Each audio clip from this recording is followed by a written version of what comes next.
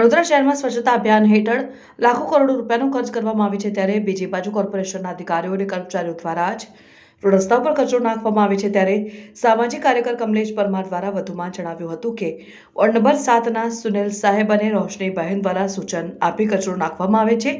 ત્યારબાદ ફરીથી આ કચરાનો ડમ્પર દ્વારા ઉપાડવાની કામગીરી કરવામાં આવે છે। ત્યારે નાગરિકોના ટેક્સ વેરાના રૂપિયાનો વેડફાટ થતો જોવા મળે છે અને કોન્ટ્રાક્ટરોને ફાયદો કરાવવાનું મસમોટું ષડયંત્ર જોવા મળ્યું હતું। ત્યારે આવા અધિકારીઓને તાત્કાલિક ધોરણે સસ્પેન્ડ કરવામાં આવે, કારણ કે નાગરિકો દ્વારા રોડ રસ્તા ઉપર લારી ગલ્લા બાજુમાં થોડી ગંદકી કરે ત્યારે પાવતી આપીને દંડ વસૂલ કરવામાં આવે છે। ત્યારે આવા અધિકારીઓ અને કર્મચારીઓ પર શિક્ષાત્મક કાર્યવાહી કરવામાં આવે તેવી માંગ કરવામાં આવે। જો અધિકારીઓ પર કાર્યવાહી નહીં કરવામાં આવે તો ઉચ્ચ કક્ષાએ રજૂઆત કરી તંત્રનો વિરોધ કરવાની ચીમકી ઉચ્ચારી હતી।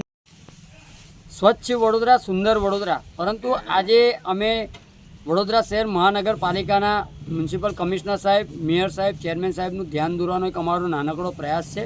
વોર્ડ નંબર 7માં આવેલ જે બહુચરાજી સ્મશાન પાસે આજે તમે જોશો કે લોકો કચરો ફેંકી જાય છે, પરંતુ જે કચરો ઉપાડવામાં પણ આવે છે ત્યારે ખાસ કરીને વડોદરા મહાનગરપાલિકાના વોર્ડ નંબર 7ના અધિકારીઓ અને કર્મચારીઓના સૂચનથી કેટલાક કોન્ટ્રાક્ટરના જે પણ જવાબદાર વ્યક્તિઓ છે તે ટ્રેક્ટરથી સાથે સાથે ડમ્પરથી અહીંયા ગાડી કચરો ઠાલવી રહ્યા છે અને ત્યારબાદ ફરીથી અધિકારીઓના સૂચન બાદ આ જગ્યા ઉપરથી કચરો ડમ્પર દ્વારા જે તે લેન્ડફિલ સાઇટ પર લઈ જવામાં આવે છે। એટલે કહેવાનો મતલબ કે વડોદરા શહેરના નાગરિકોના વેરાના ટેક્સના વેરાના રૂપિયા આ ખોટી દિશામાં વપરાતા હોય તેમ લાગી રહ્યું છે। એટલે વડોદરા શહેર આજે સુરત, અમદાવાદ, રાજકોટ અને તમામ શહેરોથી આજે વડોદરાના સ્વચ્છતા પાછળના ક્રમાંકે આવી રહ્યું છે। એનું મુખ્ય કારણ એક જ છે કે આવા અધિકારીઓ કંઈક ને કંઈક કોન્ટ્રાક્ટરોને ફાયદો કરવા માટે આ એક મસ્ત મોટું ષડયંત્ર કરી રહ્યા છે। ત્યારે હું આપણા ન્યૂઝના માધ્યમથી અપીલ કરું છું કે આવા વોર્ડ નંબર 7ના જે પણ અધિકારીઓ છે તેઓને તાત્કાલિક ધોરણે સસ્પેન્ડ કરવા જોઈએ અને તેઓની સામે શિક્ષાત્મક પગલાં લેવા જોઈએ, કારણ કે વડોદરા શહેરના એક સામાન્ય વ્યક્તિ જો કચરાની